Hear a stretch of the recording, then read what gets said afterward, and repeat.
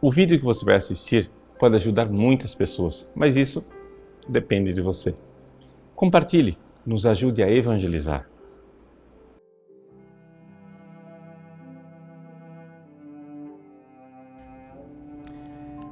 Em nome do Pai, do Filho e do Espírito Santo.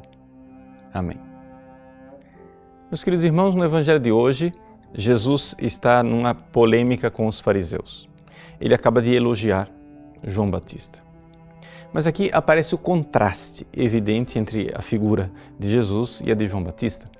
Ou seja, João Batista era claramente um homem penitente, um homem de grande ascese.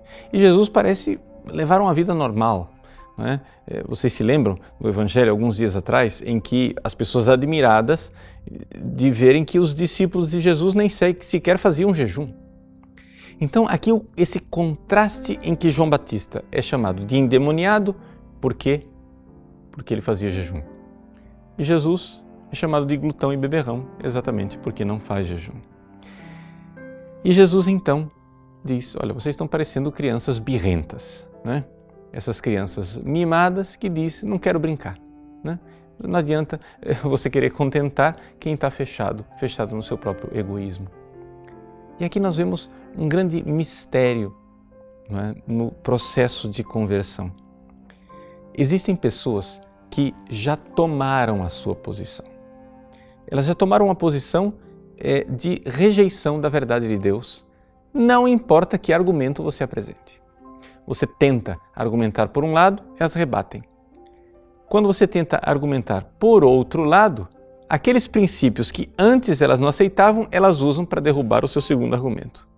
Ou seja, não existe verdadeiramente um abraçar a verdade. O que acontece é isto, eu já tenho a minha posição e vou usar o argumento que for mais oportuno no momento mais oportuno. Não há amor pela verdade.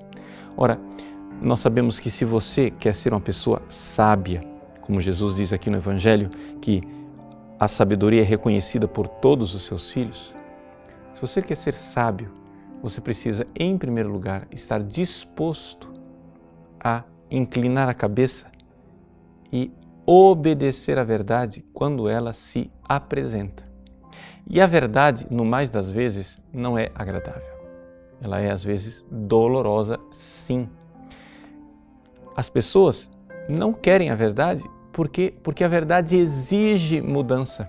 A verdade exige que eu me retire dessa posição de autojustificação da criança mimada e birrenta, de dizer, eu já sei tudo, não precisa me ensinar nada. A soberba. Interessante que Jesus pegue essas criaturas tão fechadas e egoístas que são os fariseus e as compare com crianças.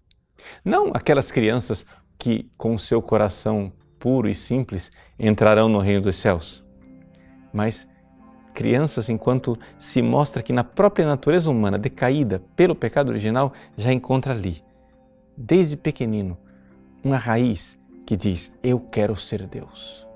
Nós vemos isso nas crianças. Existe sim uma maldade. Santo Agostinho diz no seu livro das Confissões que a inocência das crianças está na fragilidade dos seus corpos e não na retidão dos seus corações, porque a gente vê cada cena de criança egoísta que, infelizmente, estão dizendo, clamando e berrando para o mundo, eu sou Deus, seja feita a minha vontade, assim na terra como no céu.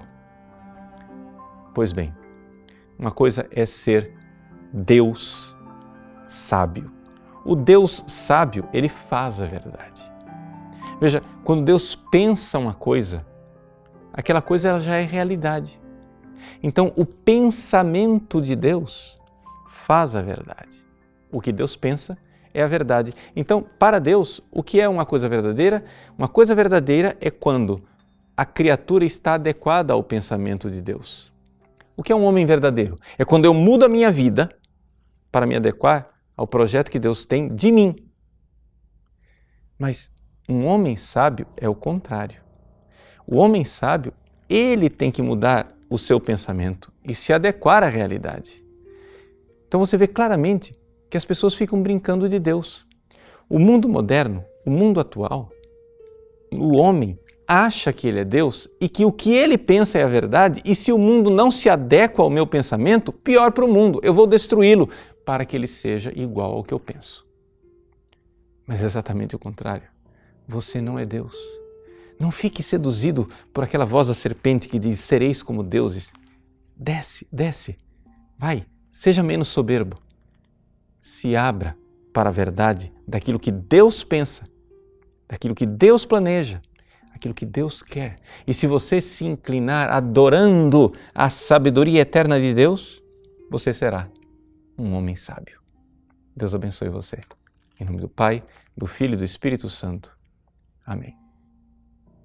Gostou do nosso conteúdo? Pois bem, o nosso site faz questão de ser um eco da doutrina católica, do magistério de sempre. Muitas pessoas escrevem para nós diariamente dizendo que mudaram de vida, dando seus testemunhos. Quem sabe uma dessas pessoas que está esperando para mudar de vida é um amigo seu. Nos ajude a compartilhar, nos ajude a evangelizar. Se você curtir a nossa página, compartilhar nas redes sociais, pessoas podem salvar as suas almas.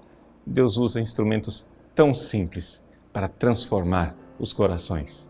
Que Deus abençoe você.